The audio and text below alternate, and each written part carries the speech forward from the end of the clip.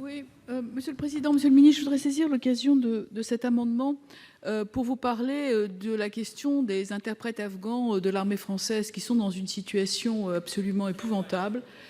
Et c'est vraiment la honte de la France en ce moment. Ils sont à Nantes, ils sont dans la Somme. Un de nos collègues, Daniel Dubois, s'est occupé de loger une famille. Mais, Monsieur le Ministre, franchement, s'il y a un droit d'asile à accorder, c'est pour ces gens sans lesquels l'armée française aurait été sourde et muette en Afghanistan.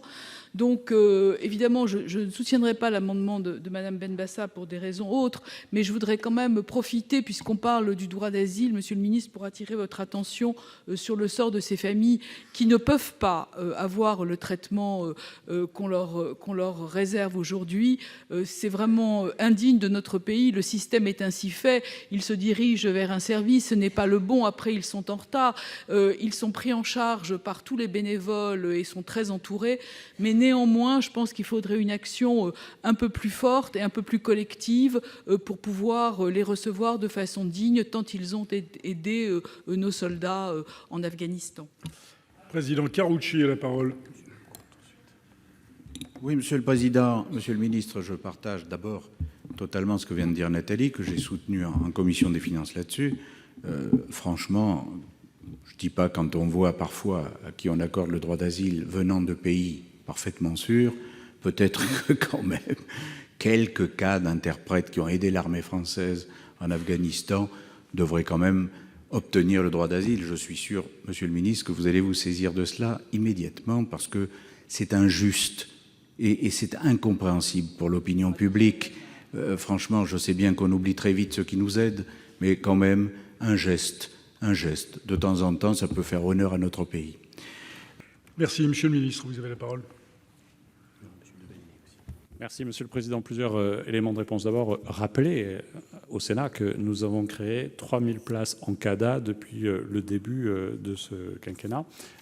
Et il est essentiel, effectivement, qu'on puisse le faire. Deuxième élément, et ça a été dit par le sénateur Karoutchi, il y a des occupations indues, et je les qualifie juridiquement, je parle pas je n'ai pas de jugement de valeur sur cela, entre les dispositifs classiques d'hébergement et le DNA.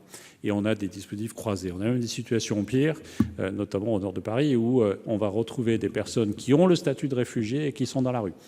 Quand j'ai rencontré l'ensemble des maires, j'ai dit que, en fait, si nous faisions un effort sur 4%, seulement 4%, de l'ensemble des droits de tirage, entre guillemets, qu'ont l'ensemble des acteurs publics, État et collectivités locales, nous pourrions loger toutes les personnes à qui nous accordons le statut de réfugié. Ensuite, sur la question des PCRL, nous sommes tous mobilisés dans le même état d'esprit que le vôtre. Alors, évidemment, merci de la distance nécessaire. Évidemment, ce n'est pas le gouvernement qui décide pour le compte de l'OFPRA. Mais nous savons que, compte tenu de la situation, ils doivent être protégés. Nous nous sommes engagés à accueillir près de 500 personnes sur environ 3 vagues, parce que non seulement il faut que les dossiers soient instruits, mais en réalité, il faut que nous veillions à ce qu'ils soient sur le territoire national. Je ne vais pas rentrer dans le détail. Et notre engagement porte sur la quasi-totalité de ceux qui sont identifiés, qui sont demandeurs, avec les familles, pour que nous puissions les accueillir en France. Et ensuite, il y a la façon dont on les accompagne en France. C'est coordonné par la DIAIR. Normalement, les logements sont fournis par l'armée et l'accompagnement social est fait par des opérateurs qui sont financés par notre ministère. Donc nous y portons une attention toute particulière, bien légitime, sur cette situation, tant il est nécessaire que nous soyons là-dessus à la hauteur de notre propre histoire.